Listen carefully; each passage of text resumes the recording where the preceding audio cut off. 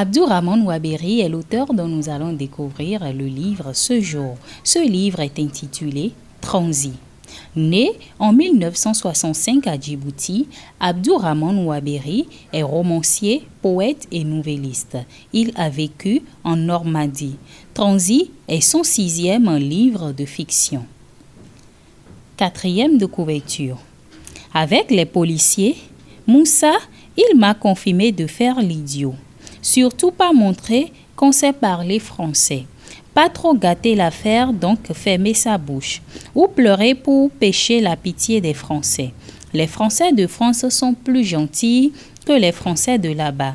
Ça, c'est pas Moussa qui l'a dit. Je connais tout seul. J'ai stocké l'expérience. Bon, je dis rien parce que Rossi, c'est danger. On risque de dire ça, c'est des emmènements africains. J'ai regardé à droite, à gauche encore. Je suivis le grand Moussa. Fermer sa bouche, dire oui ou non, en bougeant la tête, ça suffit, hein. Fermer sa bouche, bouger la tête là, ou pleurer beaucoup pour pêcher la pitié. C'est tout. Point final. J'avance un peu pour suivre Moussa.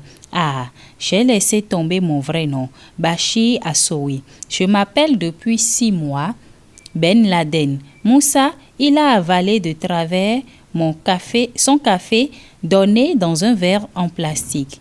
Ne répète jamais ça ici, il m'a dit. Ça attire la farouche des Français, des Anglais, des Américains et même des gentils Norvégiens qui paient les ONG pour nous et ferment leur gueule.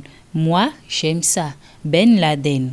Qu'on dit et tout le monde est mort de panique comme si j'étais vrai kamikaze, stoppé net devant barbelés et sacs de sable de l'ambassade américaine à Djibouti. Après Balbala, Ouaberi nous livre une chronique universelle de la guerre et de l'exil en une langue savoureuse et drôlatique où les drames des damnés de notre époque se jouent dans l'ironie et l'humour. Enfant, je me promenais tout nu tous les jours du bon Dieu. Mon nombril proéminent captait l'œil comme un petit soleil souriant. Soleil couleur grise, réglisse la nuit, couleur cuivre les après-midi. Maman était entièrement dévouée à moi. Je fus son premier soleil, son unique soleil à ce jour. Maman répétait à qui voulait l'entendre que ce pays est à elle aussi. C'est ici que j'ai posé mes bagages par amour, disait-elle. C'est un hôtel 5 chameaux, répétait-elle sans trop se rendre compte du ridicule de son image. Tout est à moi, ces mamelons volcaniques, sa faune éthique, ces tragiques déhanchements de chamelles faméliques, sa flore aquatique qui orne les timbres postaux, ces îlots déserts comme le fameux Guinea-Coma. Je sens sur mon corps son sel, je suis ce gouffre entre les monts comme une vulve blessée. On dirait qu'elle lisait un manuel de géographie. Oui, tout est à moi. Ces lacs de sel, ces pitons glabres, ces firmaments fantasques au lac Assal, sa petite forêt d'un autre âge, ces hauts plateaux de calcaire, son grand barat et son petit barat, son principal sommet culminant à un peu plus de 2000 mètres. Ses eaux saumâtres et sa salinité hors du commun. Le cœur liquide de son golfe, sa solitude crénelée des vagues, son monde à jamais inviolable, voici mon pays qui brasse l'air à l'instar du palmier lyre, l'arbre du voyageur qui traîne ses exils sur la croûte terrestre. Mon pays qui court à perte de vue et à perdre souffle. Mon pays triste et beau, comme la toile cirée d'un café de village breton par un dimanche matin pluvieux. Papa et moi, nous commencions à éclater de rire. Elle est touchante et têtue. Et voilà qu'elle change de matière, de manuel. De la géographie, elle passe à l'histoire. Son histoire, dans les annales du continent, à peine la place d'une vulgaire note de bas de page. 27 000 km² de haine et de misère, mon pays d'aigues et d'acacia. Elle s'emporte, excitée comme un cabri. Choisir, vous croyez, vous, qu'on peut choisir son destin dans la vie, il n'y a que les imbéciles ou les grands naïfs pour croire pareille sonnette. C'est sûr que je voulais du vent dans les voiles, de la lumière dans les yeux, un enfant dans le bassin, un cesse noir au creux des reins et quoi d'autre, de l'air plein la poitrine. Les vœux les plus chers ne sont pas de chasteté, de pauvreté ou d'obéissance. Je ne suis pas un poulet d'élevage, moi. Mais est-ce que je savais que j'allais atterrir à Djibouti avant de rencontrer quelques étudiants filiformes dans une cité universitaire à Rennes, que j'allais quitter définitivement la maison aux murs rongés par la treille du raisin noir? Choisir, laissez-moi rire.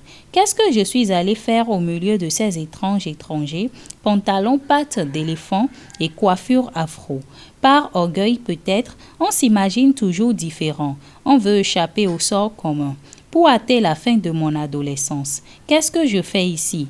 Je me suis laissé aspirer par le destin, quelque chose de plus fort que moi, comme le courant de la marée qui entraîne le nageur imprudent.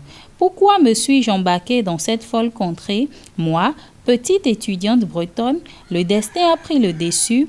Bille en tête, j'ai plongé, mon Dieu. Cette sensation d'avoir pris un billet longue distance. Ils semblaient perdus, moi aussi, mais beaucoup moins qu'eux.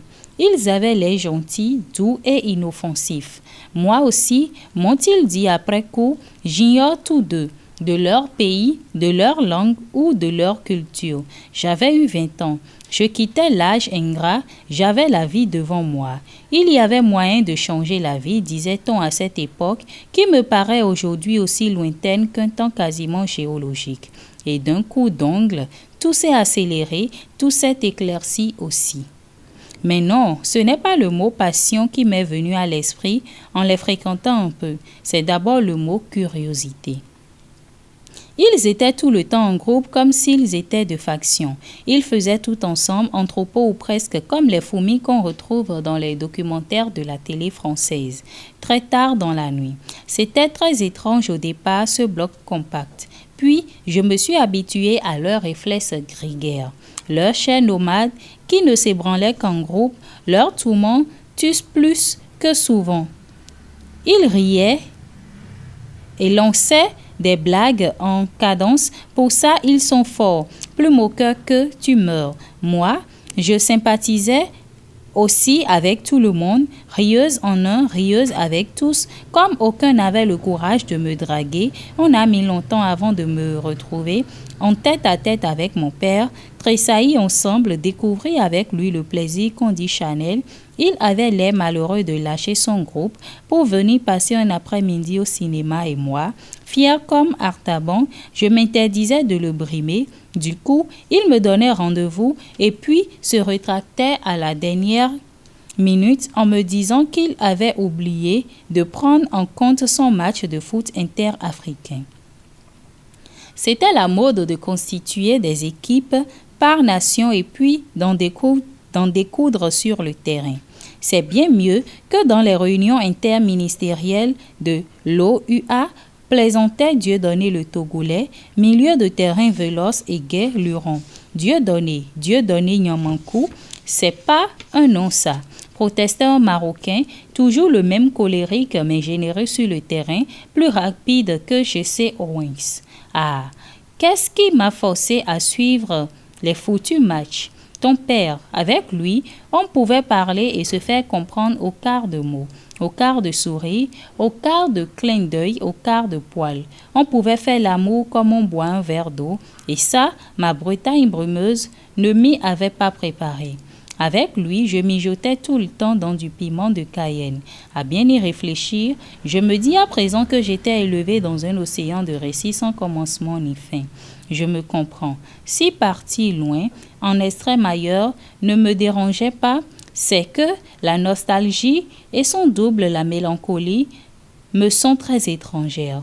De la Bretagne, rien ne manque, ni les crêpes sucrées ou flambées au chouchen, ni les ciels liquides, ni la pluie vent du Mont Saint-Michel, ni les vacances à Saint-Pierre de Quiberon.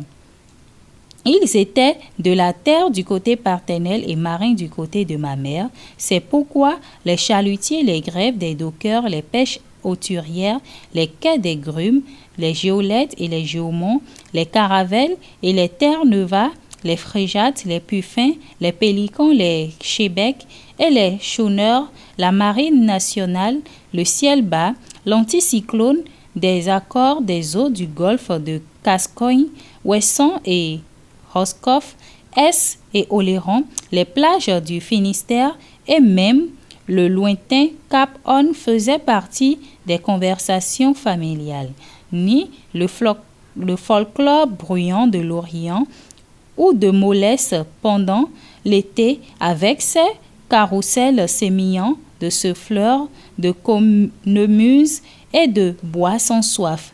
Je n'ai que faire de la mémoire, cet encombrant totem. Pas de recherche du temps égaré, pas de madeleine, pas de petits pans de murs jaunes, et puis, autant vous le dire tout de suite, la musique bretonne me nève au plus haut niveau. Je ne puis recouvrer cette mémoire que sous hypnose. C'est épidermique, c'est contagieux, c'est tout. Point final. Quelque temps avant sa disparition tragique, elle m'a confié qu'adolescente, elle avait un nez un peu trop crochu, une de ces petites disgrâces que la nature vous réserve tout au long de la vie. On s'en doute qu'elle était complexée et que les siens faisaient tout pour en rajouter. Sa famille avait décidé de lui refaire le nez. Elle tremblait de peur, peur de mourir, peur de ne plus se réveiller, peur de sombrer à jamais dans les bras du médecin anesthésiste. Elle ne pouvait plus tenir sur ses deux guiboles molles comme du coton. Un rendez-vous a été pris peu avant l'été. L'échéance approchait, on la rassurait comme on pouvait, on lui passait tous ses caprices, sa peur aussi augmentait, et pourtant un miracle eut lieu. Cela venait de la clinique du docteur Lucien Roussel, le plus grand chirurgien esthétique de Bretagne. C'est lui qui a mis fin à sa peur panique. 3 jours avant l'opération, il se suicida. Dans les livres d'histoire, dans les articles et les coupures de journaux ramenés des archives nationales d'outre-mer, installées à Hesse en province par maman pour ses recherches, on retrouve quantité de thèmes et de dénominations insultants vus de l'esprit d'anthropologue et autres abracadabrants, tribologues arrangés dans le magasin aux oubliettes et aux anathèmes historiques. Sans parler, ajouterait papa de cette école géographique tropicale qui n'est jamais sortie des griffes du lobby colonial. Elle nous bassine, je vous le dis tout de suite, autant prendre un coup de canne de berger dans la gueule, préciserait maman, même si elle m'entendait faire mon érudit avec ces pauvres petits hommes accablés par le climat, boudés par les acacias volatiles, mariés au vent du désert. Chers amis de Parole au Test, ce sera tout pour aujourd'hui. Retrouvez ce livre dans les rayons de la bibliothèque Nicéphore Dieudonné Soglo du Centre culturel artistique Africa à Cotonou. Merci de nous avoir suivis. Au revoir.